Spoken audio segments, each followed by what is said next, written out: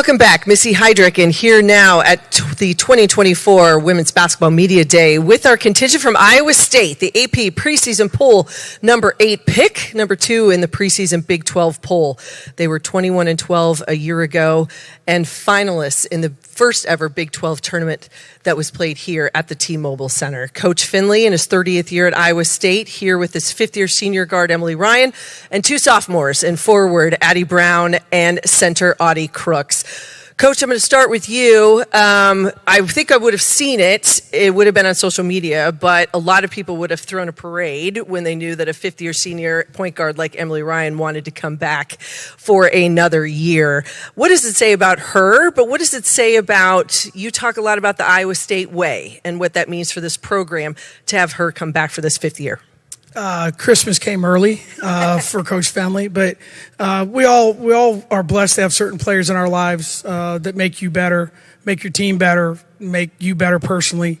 And what Emily Ryan has done for our program, for our university, for me personally, there's no way to quantify that. She's a leader. She's a winner. She really wanted to play with this group of players. She showed that last year and how she literally drug a bunch of freshmen to the finish line, and now she gets that opportunity again. So we're really, really lucky. One of my longtime friends used to say, when you get a great point guard, they're gifts from God, and when you don't have them, you're in hell. So we're in good shape in that regard, even though the other coaches in our league didn't vote for her, so that's okay. I'm going to let them know. Yeah.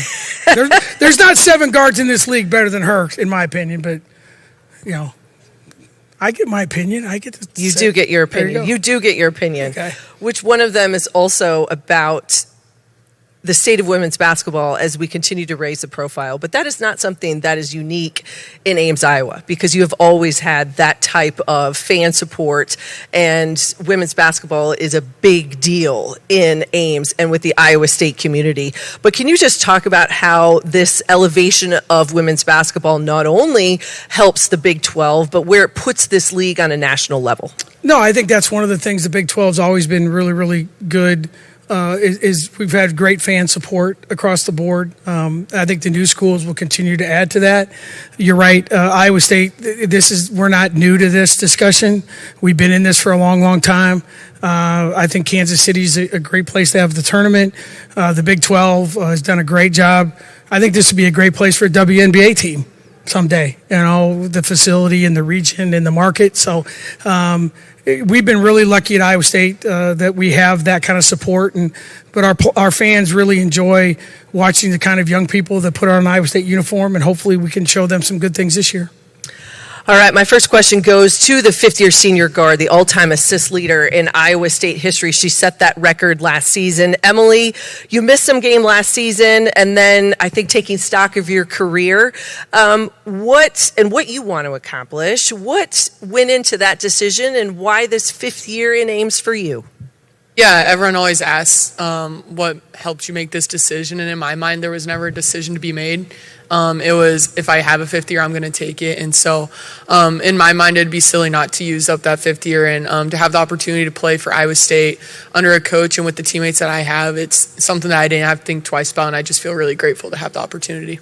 Well, you are most definitely a savvy veteran, and then you got a bunch of young guns, and the freshmen are green. They don't know much when they get there, and as Coach said, you had to kind of pull them along. Talk a little bit about your leadership style, both on and off the floor, because that comes into play when you have young players. They haven't been in these environments before. They haven't seen these teams, these hostile arenas. How do you help them through that, and what does that mean for this group going forward? Yeah, obviously last year there was a lot of new faces in the program, and so your role as someone that's been there a while is just kind of help them through the tough times and help them understand that there are going to be tough days and that there's another side of it. And so I think, honestly, obviously it was important to have a few faces there that had been there, done that, and with Coach Finn leading the way as well, but they kind of led themselves last year, and that was something that was so special about that group, is that they were able to step in, and as a group of freshmen, they kind of led themselves, and they said, this is how we're going to do it, and they showed up every single day and did that.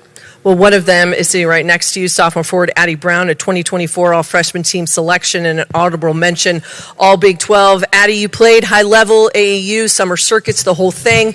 Division I basketball is a whole new world when you get into it. What did you learn about yourself? And as you talk with Coach and think about this next year, what did you focus on in the offseason to elevate your game? Yeah, I think for me, a big thing that I learned was that, each day is a new day. Just taking it one day at a time. You can have a rough day, but the sun's going to go down. It's going to come up the next day, and you got to go back to work. So for me, it was just taking it one day at a time and having some grace with myself, it being my first year, but also just kind of stepping outside of that freshman mindset.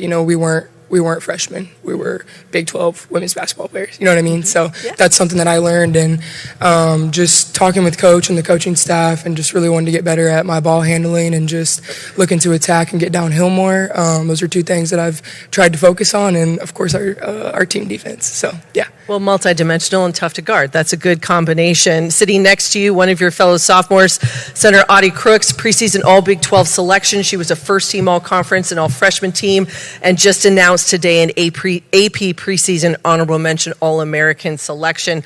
Audie, you had a fantastic freshman campaign. The numbers speak for themselves. But what surprised you the most in this transition from where you were to Power 5 women's basketball?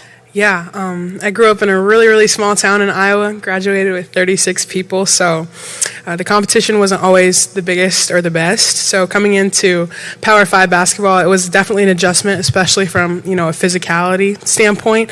I had to put myself in the best position to get on the floor, so that was a lot of work.